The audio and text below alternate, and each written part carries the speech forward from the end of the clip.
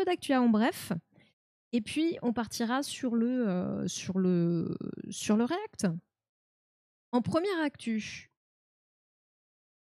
vous en avez peut-être entendu parler. Un premier cas autochtone de chikungunya a été détecté en 2025 en France métropolitaine, dans le Var.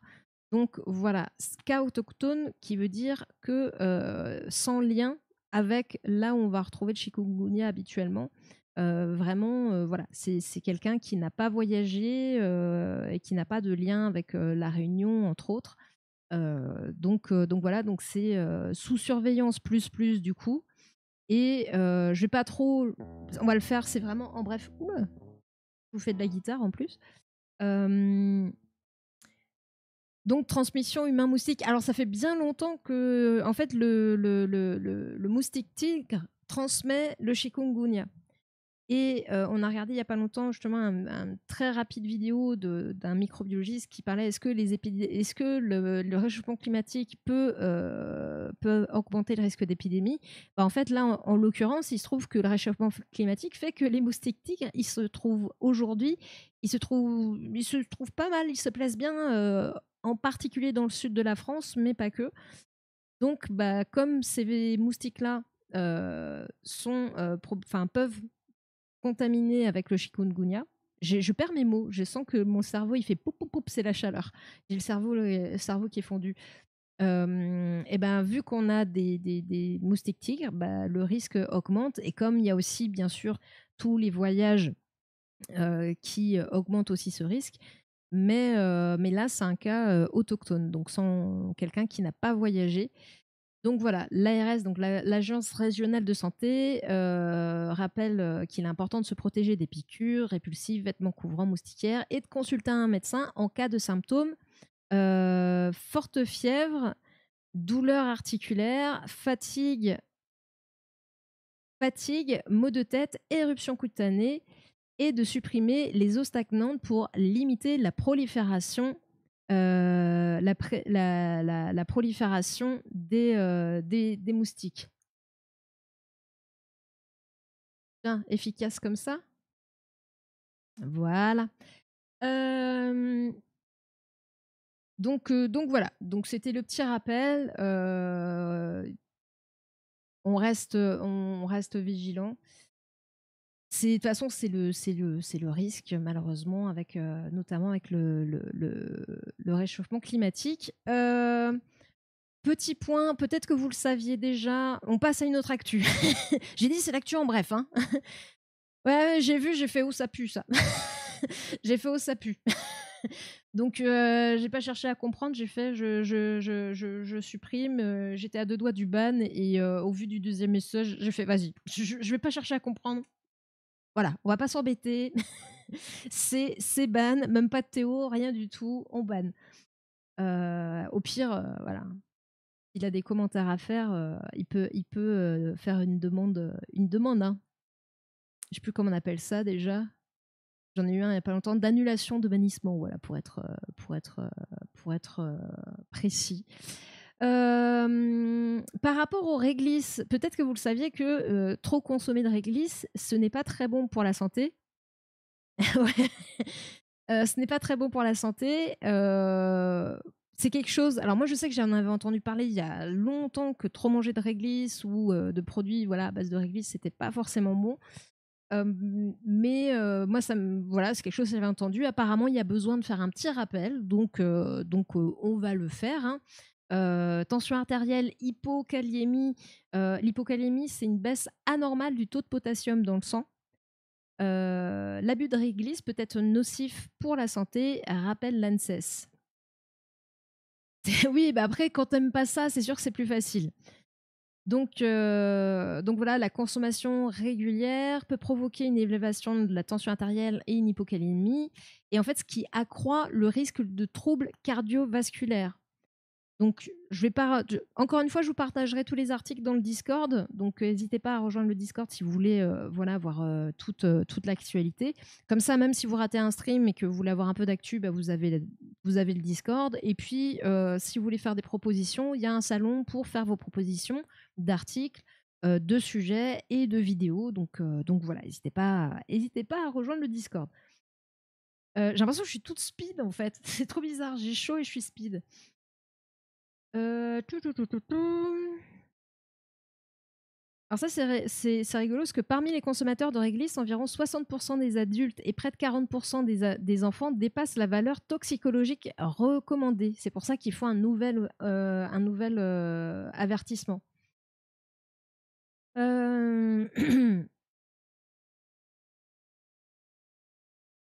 Et je crois qu'il dit, donc cette information est particulièrement importante pour les femmes enceintes ou allaitantes, ainsi que pour les personnes souffrant de troubles cardiovasculaires, de problèmes rénaux ou hépatiques, autant de profils particulièrement sensibles à une consommation excessive. Enfin, l'agent sanitaire met aussi en garde contre de possibles interactions médicamenteuses entre réglisse et antihypertenseurs, donc contre l'hypertension, ou entre réglisse et diurétique, des médicaments pour éliminer.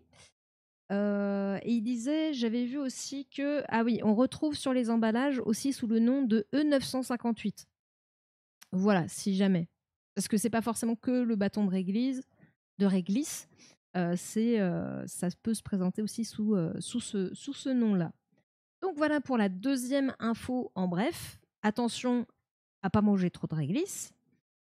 Un petit rappel parce que l'été approche. Le don du sang. Je vais vite. Si jamais vous voulez poser des questions ou vous arrêter sur un sujet, mais n'hésitez pas. Hein. Je vais vite pour faire l'actu en bref parce que je sais que la vidéo de Blast, elle dure 1 heure, donc je nous connais. J'anticipe un peu. Mais s'il y a besoin de prendre du temps pour des explications ou autres, n'hésitez pas à poser des questions ou même à rajouter des informations. Mais par contre, en Afrique, et plus précisément, j'ai connu ça à Djibouti, les autochtones utilisent une racine au goût très réglisse pour se nettoyer les dents, mais qui aide aussi à combattre le paludisme. Bah, si c'est pas du réglisse, du coup. Après, c'est certainement une plante qui a des propriétés particulières. Ça me dit vaguement quelque chose, mais je sais pas ce que c'est. Je sais pas ce que c'est, la plante. Donc oui, don du sang, l'EFS, donc l'établissement français du sang, lance un nouvel appel aux dons. Il rappelle qu'avec un don du sang, on sauve 3 vies grâce au plasma, aux globules rouges et aux plaquettes.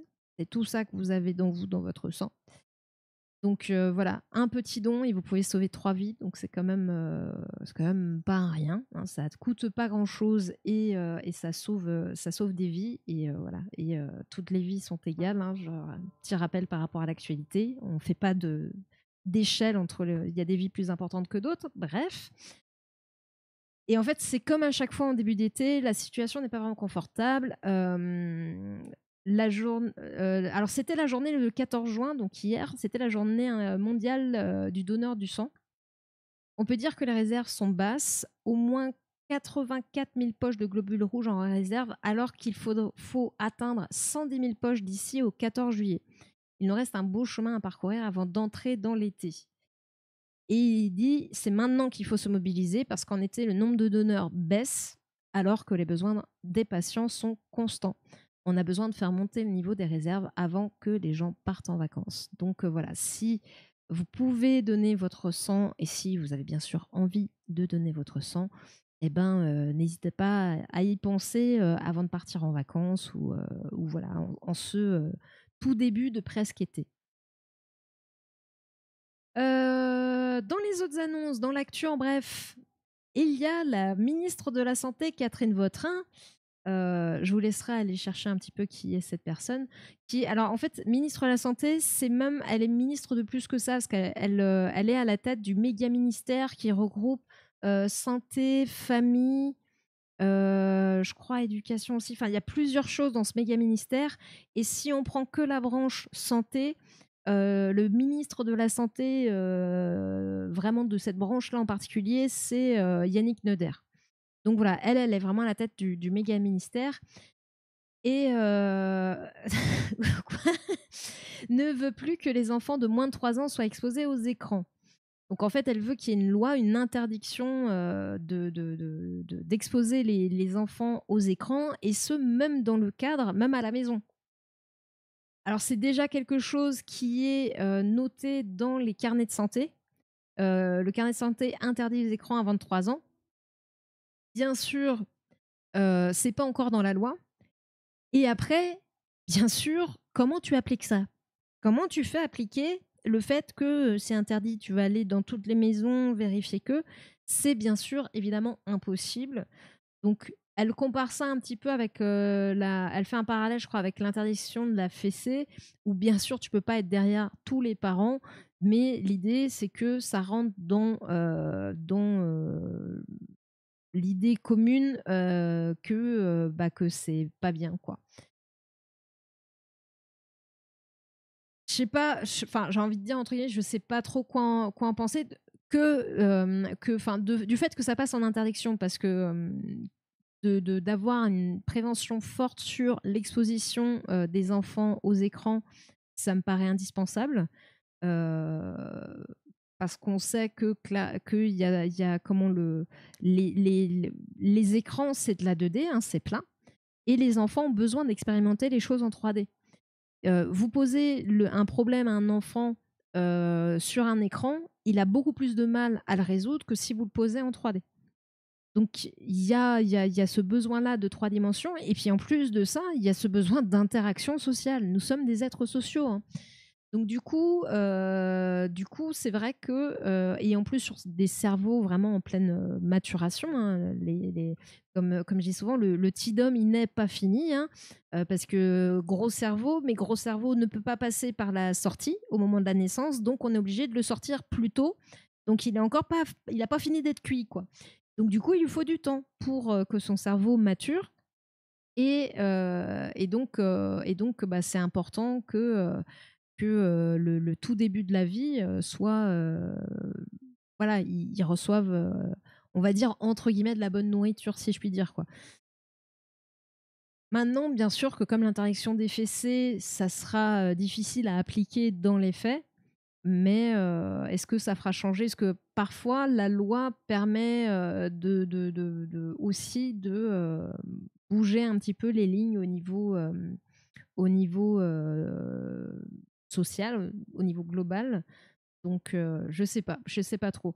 Parce que j'ai beau ne pas aimer du tout Catherine Vautrin, l'idée effectivement que les enfants soient exposés à des écrans, enfin les enfants de moins de 3 ans soient exposés à des écrans autant qu'ils le sont aujourd'hui, ça me paraît, ça serait bien qu'il y ait un minimum de cadre. Mais bon, dans les faits, effectivement, tu vas pas mettre un flic dans chaque maison, donc voilà, quoi. Je pense que c'est plus dans l'idée, c'est plus dans l'idée de dire, voilà, c'est pas bien, sachez que c'est pas bien, sachez que dans la loi, c'est interdit, et cetera, quoi. Mais bien sûr, enfin, je pense pas qu'il y ait des parents qui soient sanctionnés pour ça, quoi.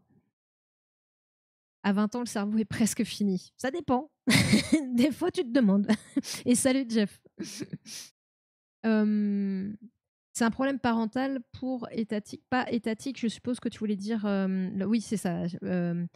Oui, oui, oui. Mais après, c'est un peu comme le tabac dans les voitures avec les enfants derrière. Il y a des fois, en fait, c'est tout. Des fois, tu as besoin. Des fois, c'est la société qui va faire avancer les lois. Et parfois, c'est aussi les lois qui vont faire qui vont faire évoluer la société. Donc, oui, on est d'accord que euh, les parents commencent quand même à être au courant, et que bien sûr, c'est eux qui vont être en fait enfin, ils vont être les policiers d'eux-mêmes, hein, clairement, par rapport à leurs enfants. Mais c'est plus un acte symbolique, en fait. C'est plus le symbole de le faire passer dans la loi. C'est comme la fessée. La fessée, dans la loi, c'est interdit. Aujourd'hui, tu as quand même de plus en plus de gens qui ont un discours par rapport à ça. Bah, c'est de la violence envers les enfants. Alors qu'au moment où c'est passé, bah, d'ailleurs, enfin, j'en veux pour preuve notre Premier ministre qui considère foutre une baffe à un enfant, c'est tout à fait normal. Bah oui, enfin voilà, même si c'est pas ton gamin. Donc lui, ça le choque pas du tout.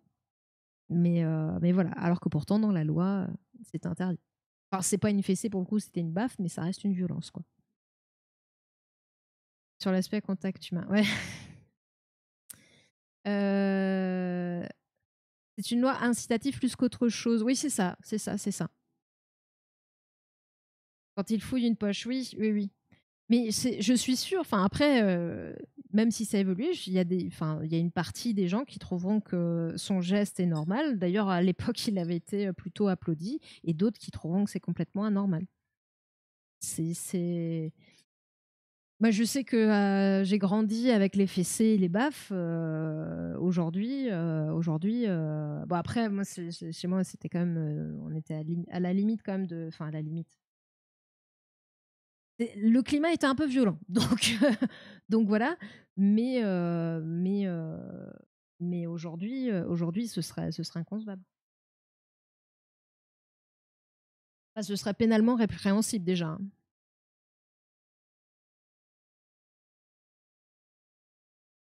Personne n'ose me fait les poches, soit il accepte une baffe, soit c'est la police, à lui de choisir. Ça reste une violence sur un gamin. Est-ce qu'il n'y a pas. Enfin, après, c'est vraiment. Normalement, c'est. Bah, en fait, déjà, t'es pas forcément obligé d'appeler la police. Tu le chopes entre quoi de yeux et tu l'engueules, quoi, en fait. T'es pas obligé de le frapper. Une bonne soufflante avec les bons mots, les bons arguments, ça te calme tout autant. Surtout que bon, c'était quand même un politique avec, on va dire, une certaine stature qui dans le côté psychologique, devrait avoir un impact aussi. Pas forcément besoin d'aller voir la police, surtout que tu as plein de jeunes aujourd'hui, la police, il y a plus. Enfin, ils s'en foutent, quoi. Ça leur fait même plus peur. Donc, parce qu'il y a eu des dérives aussi qui font que, bah, à un moment donné, t'es plus crédible, quoi. Mais, euh, mais voilà, hein. Il y a d'autres solutions, hein. C'est pas de la violence verbale. Ça dépend, c'est toujours pareil, ça dépend comment c'est fait. Est-ce que tu es dans l'humiliation, à insulter, à rabaisser enfin, il peut y avoir de la violence verbale, ça, je suis d'accord avec toi, Longibus, mais bon, c'est encore une fois quand je dis lui mettre une soufflante, c'est pas, c'est dans l'idée de lui faire comprendre que ça se fait pas, quoi, et pas de le rabaisser plus bas de terre et de l'insulter de tous les mots, quoi. Bon, c'est nous-mêmes qui nous faisons gifler après avoir eu les poches fouillées. Euh,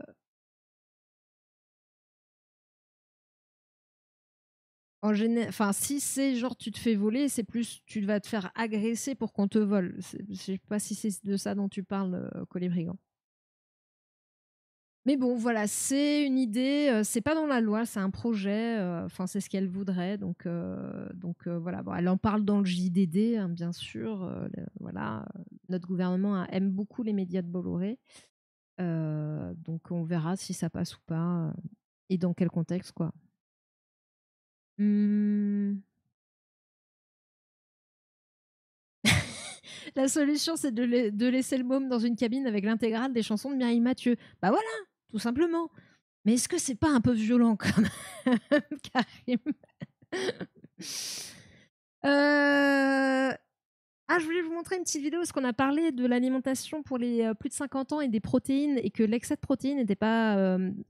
Il fallait en fait régler, avoir un bon dosage de la quantité de protéines ingurgitées, étant donné que ben, le corps, et notamment quand on vieillit, a besoin de protéines pour les muscles, mais que trop de protéines pouvait aussi avoir un effet négatif, puisque ça, ça avait un impact au niveau des reins et faisait en sorte que bah, y avait ce qu'on appelle une fuite calcique, le calcium qui se barrait dans les urines, sauf que le calcium, on en a besoin pour les os. Et on en a besoin tout au long de la vie, mais en plus, quand on vieillit, vu qu'il y a le risque d'ostéoporose, etc., faut être vigilant aussi là-dessus. Donc voilà, donc on avait appris ça, que trop de protéines, c'était pas bon ça faisait perdre du calcium. Et là, je voyais une info de France Info qui parle de l'alimentation et les produits hyper protéinés sont-ils bons pour la santé? C'est une petite vidéo qui fait 2 minutes, donc on va regarder ça vite fait, comme ça fait le lien avec ce dont on avait parlé l'autre jour. Je me rends compte que la musique, elle est feel good, mais elle est peut-être un peu trop speed. Ça arrive, ça arrive. Est-ce que j'ai activé les sous-titres? Oui, c'est bon. Hop. Non, j'étais déjà en plein écran. Tac. C'est un nutriment qui est désormais un argument de vente. On le retrouve partout. Dans des yaourts, des boissons, des bars, de plus en plus concentrés. La protéine. On va voir ce qu'ils en disent, Jeff. Sur les réseaux sociaux, des influenceurs nous vendent leurs solutions miracles pour muscler notre alimentation. Alors comment expliquer un tel engouement? À 22 ans, Lilou Ribot est une jeune femme active, étudiante et sportive. Du running au fitness jusqu'à 5 fois par semaine. Elle est adepte des produits protéinés. C'est vrai que pour un boost d'énergie après mon run, quand je sens que je suis un petit peu fatiguée, ça me cale, ça me donne de l'énergie et j'ai aussi souvent un petit creux après mon sport. Comme elle, de plus en plus de Français achètent des produits protéinés en espérant améliorer leur forme physique. Plus 30% de ventes depuis le début de l'année. On m'a dit que c'était bon pour les muscles et tout, pour développer tout ça. Une petite collation, voilà, c'est ça, un petit encas, un petit creux, ce sera mieux que d'aller grignoter des chips ou quoi que ce soit, par exemple. Plus de ventes. Alors, ça veut dire, on m'a dit que c'était bon pour les muscles. En fait, c'est bon pour tout ton corps. Bon, c'est vrai que les muscles en ont besoin. Mais si tu fais que manger ça, mais que tu fais pas d'activité physique, tu vas pas faire du muscle gratuit. Enfin, ton corps, il faut l'entraîner quand même un minimum, quoi. Mais bon, peut-être qu'il est sportif. Hein, à déjà. des prix plus élevés. Mais les industriels avancent une explication. Pour faire un yaourt classique, il faut 1 litre de lait pour 1 kg de yaourt classique. Pour un yaourt hyper protéiné, il faut 3 fois plus de lait. 3 litres de lait pour faire 1 kg de yaourt hyper protéiné. Il y a une vraie tendance effectivement autour de la protéine. Donc il y a des gammes hyper protéinées qui sont donc boostées en protéines et qui s'adressent majoritairement à des sportifs. Mais aujourd'hui, la protéine s'adresse aussi à un plus grand nombre. Elle fait son entrée dans les familles, à la fin des repas. Pour ce nutritionniste, même si ces aliments ultra transformés sont à limiter, dans certains cas, ils peuvent avoir un intérêt. Pour les personnes qui ont besoin de protéines, je parle notamment des personnes âgées, les produits, notamment laitiers, peuvent être intéressants.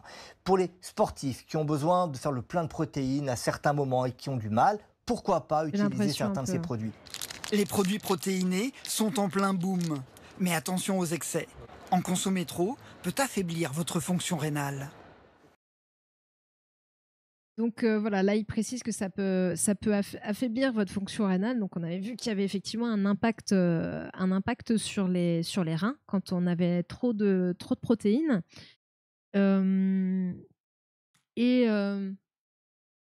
Après la protéine, là moi ce qui m'embête en plus, c'est qu'ils mettent en avant les produits laitiers. Donc ils expliquent que ça coûte plus cher parce que pour 1 litre de lait, tu as 1 litre de yaourt normal, mais si tu veux plus de protéines, il te faut 3 litres de lait pour 1 kg de yaourt hyper protéiné. En gros, tu concentres la quantité de protéines, voilà, c'est l'effet de concentration. Mais là, bon, c'est une façon... Alors moi, j'ai l'impression, quand j'ai vu ça, ça m'a donné l'impression de genre... les gens consomment de moins en moins de lait parce que en général, voilà, il y a une intolérance au lactose ou autre. Mais nous, on en produit toujours autant. Et qu'il faut un petit peu le réutiliser. Et puis, tac, hop, l'hyperprotéine, hop, 3 litres de lait, ça te fait 1 kilo de yaourt, tu le vends plus cher. Donc c'est cool. Bon, après, il n'y a pas que ça, parce qu'on voit qu'il y a des barres protéinées, des trucs comme ça. Mais j'avoue que je vois un peu tout le monde en prendre. Pour les véganes et les végétariens, ça peut être intéressant. En fait, les véganes, ils prennent pas de produits laitiers, donc non. Certains végétariens, je ne sais pas. Je suis pas trop spécialiste des différences, mais comme c'est il y a tout un panel un panel chez les VG et véganes. Euh, donc en fait, ça, pas forcément. Et puis il y a plein d'autres apports en protéines végétales. Enfin, il n'y a pas que la viande en fait qui vous apporte des protéines. Et alors j'ai vu utiliser les apports journaliers est de 0,8 à 1 gramme de protéines par kilogramme de poids corporel par jour pour les personnes de plus de 19 ans. Mais après, il faut voir ce qu'on mange. Exemple, ça représente pour 70 kilos, donc 70 grammes de protéines. Il faudrait que je mange 3 steaks hachés. Oui, et alors nous, on avait vu pour une personne en activité entre 1 et 1,5 grammes. Donc là, c'est là aussi où le fait de faire de l'activité, et ça lui oublie, comment ça va, de faire une activité ou pas physique, va aussi modifier ton besoin d'apport en protéines. Donc là, tu vois, tu parles de 0,8 à 1 gramme. Est-ce que c'est pour quelqu'un qui est actif ou pas? Et nous, on avait 1,5 g. Alors, ça parlait d'alimentation de 50 ans et il y avait un besoin particulier en protéines pour éviter tout ce qui est sarcopénie, c'est-à-dire une souffrance musculaire, enfin une fonte trop importante de la masse musculaire. Mais voilà, l'idée, c'est d'adapter en fonction du besoin. Donc tous ces produits, c'est un peu à la mode et c'est vrai que je pense pas que les gens se rendent compte parce que c'est aussi présenté un peu comme un truc effectivement qui va couper la faim, qui va éviter de manger des produits gras, donc qui va potentiellement te faire perdre du poids. Sauf que si tu manges trop de protéines, peut y avoir un impact. Donc il faut se méfier de ça. Et j'ai pas l'impression qu'il y ait beaucoup aujourd'hui de prévention par rapport à ça. C'est plutôt devenu un produit hyper commercial, un peu miracle dans certains régimes, quoi. Et ça peut être problématique, quoi. Les insectes, ouais, mais tu vois, les insectes, les végétariens et les véganes vont pas manger des insectes. Et il y a même des gens, des omnivores qui ne mangeront pas forcément d'insectes. Il y a plein de produits avec des surplus de protéines végétales pour les végés et les véganes. Non, mais il y a plein de trucs, hein. Ah, j'ai pris de l'Ipro fut un temps, mais maintenant je tourne sur un truc de Lidl. Ouais, je sais que Lidl maintenant on propose quoi. Le but c'est de compenser le côté vegan. Et merci pour le follow Kinder. Bien. Le pseudo Kinder. Enfin après je sais si c'est la version allemande, mais on parle d'alimentation, bien manger, tout ça. Kinder, ouais. Mais bienvenue à toi, bienvenue à toi. Le but, c'est de compenser le côté vegan et accompagner de temps à autre le repas, surtout pour les jours où je bouge. Ah, mais après, comme je dis, c'est attention juste, pourquoi pas, c'est une bonne idée, mais attention à connaître les conséquences d'un excès de protéines, du coup, de ne pas voir ça comme un produit miracle. Donc, à bien utiliser ces produits dits hyper protéinés avec une concentration plus importante que d'habitude dans ces types de produits-là en protéines, quoi. C'est juste ça. Pourquoi pas? Mais en fait, encore une fois, c'est toujours quand vous avez du commercial derrière, vendre le produit, de la com, etc. Ils vont pas vous dire attention, n'en mangez pas trop parce que pour les reins, enfin voilà, moi je le vois pas trop cette prévention là, quand même. L'idéal, en fait, ce serait presque, si on veut faire attention à ça, d'être suivi avec un médecin à côté ou un nutritionniste ou quelqu'un qui peut aider pour adapter justement l'apport en protéines en fonction de ses besoins, parce que ça va tenir compte de l'âge, de l'état de santé, de l'activité, enfin de plein de paramètres pour ajuster au mieux les apports, quoi. De la prévention, je crois jamais en avoir vu. Attends, je vais vérifier. Franchement, si tu as des produits et si tu trouves de la prévention sur des produits, dis-le nous parce que j'ai des doutes. Après, moi, je consomme pas ces produits-là, donc voilà. Mais je pense pas que. Ou alors c'est écrit en tout petit, la petite astérix où il faut utiliser une loupe x10 pour arriver à lire la ligne. Mais voilà. Après, comme je dis, hein, je suis pas consommatrice, quoi.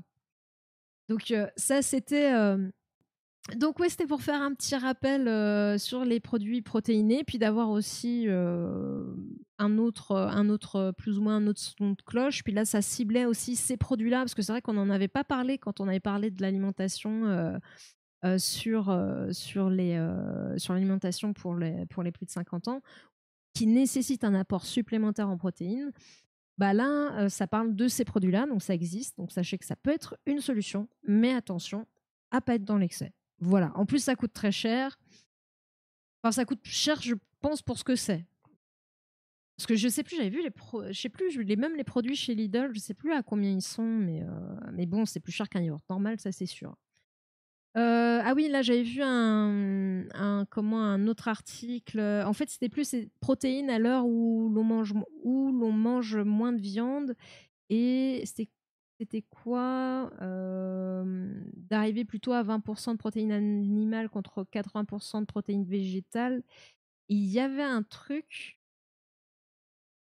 Donc oui, les protéines, c'est important, on rappelle, pour avoir les acides aminés dont on a besoin. Les acides aminés, c'est les petites briques qui vont constituer les protéines. Donc en fait, quand vous mangez de la protéine, votre corps, il va couper ces protéines pour récupérer les acides aminés. Et ensuite, vos petites cellules vont utiliser ces acides aminés pour reconstruire les protéines dont votre corps a besoin, qui sont vraiment spécifiques à votre corps. Donc en fait, c'est pour ça que je rigole souvent, c'est pas parce que vous mangez du muscle, parce que la viande c'est du muscle, que vous allez faire du muscle. Non, votre corps, il s'en fiche que la protéine, elle soit animale ou végétale, tant qu'il a tous les acides aminés dont il a besoin. C'est ça qui est important. Les deux sont C en Nutri-Score, vendus comme faibles en matière grasse. Les Envia est de 42 grammes de prot par bouteille pour 25 grammes pour le Milbona. Le Milbona prévient d'une forte teneur en caféine et d'en éviter le surdosage et le décommande pour les enfants et les femmes enceintes. Ok. Ouais, mais en fait, il faut un avertissement sur la caféine, mais pas sur la quantité de protéines. Parce que tu vois, le Envia, tu me parles de 42 grammes de protéines. Je sais pas pour quel. Tu dis par bouteille, c'est quoi? C'est pour 1 litre? Et ce qui veut dire, enfin, si jamais en fait tu buvais 2 bouteilles, tu es à 84 grammes de prot. Si on reprend le 1 gramme environ de protéines par kilo, ben, si tu fais 60 kilos ou 70 kilos, tu as déjà trop de protéines, trop de protéines absorbées. Donc, en poudre à 30-40 € le kilo. Après, encore une fois, dans les protéines, il faut voir, ce qu'il faut regarder, c'est... Alors ça, vous n'aurez pas sur les emballages, hein, mais l'idée, c'est d'avoir tous les acides aminés dont le corps a besoin. Donc, il faut un petit peu aussi toutes les sortes de protéines. Il faut de la diversité, il faut un petit peu de tout, quoi. Trop d'un seul truc, c'est pas bon.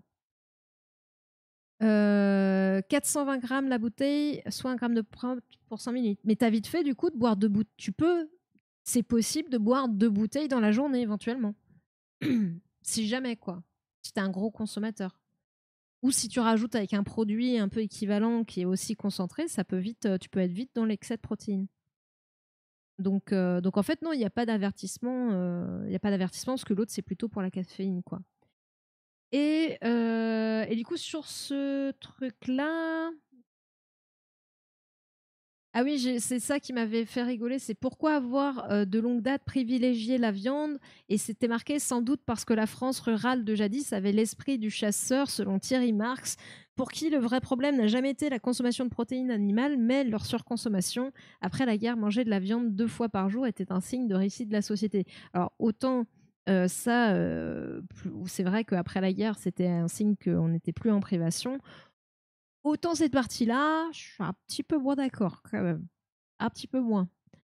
La France rurale avait jadis l'esprit de chasseur. Oui. Attends, je pense pas que c'est comme ça qu'on a mangé beaucoup de protéines animales. Mais bon, je vous mettrai l'article encore sur le Discord.